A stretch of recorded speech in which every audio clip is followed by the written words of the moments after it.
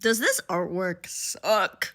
So, a commenter asked me, what are some tips and tricks to be able to assess art? You live with people, have friends who are artists, and they just want some help so you can do a positive and thoughtful critique to help them grow as artists. Now, this is a historical artist, Pontormo.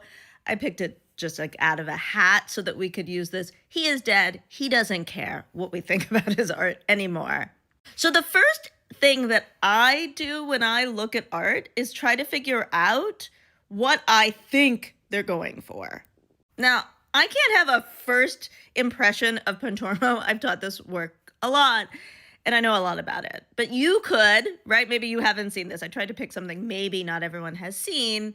You might say, oh, wow, there's a lot going on. And I don't know where to look first. Or you might say, oh my gosh, I immediately looked at this figure.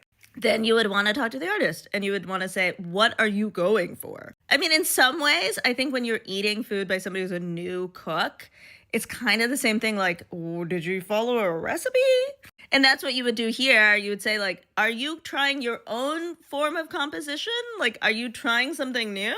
And in fact, Pontormo, in many ways, this was a group of artists sometimes called the Mannerists who were trying something different. So that's why the figures are not realistic. They're purposefully a little longer. He was creating his own style. So then after you understand what they were going for, then you assess if they were successful. The other thing I like to do, if I was talking to an actual artist, I've had to judge things like art shows and stuff. I do like to say like, these are things I think are successful here. Now, sadly, this photograph isn't as good as like in real life. It's a little bit brighter in real life. And I would say the brightness is something that's really good. I think that draws the eye through it, right? The pink goes all the way through. And I would also say that there's like a circle, sort of your eye goes into a circle, so you keep looking. I think that's really successful. Now, I have to say Pontormo's dead. He don't care what I have to think. But I have always thought about Pontormo's work.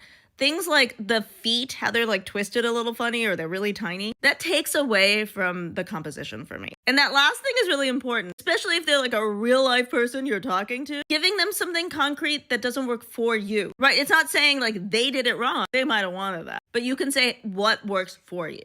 And then finally, notice I didn't say suck, good, bad. Those are not helpful when you're trying to help somebody understand their own art or frankly, any art. It just shuts down thought.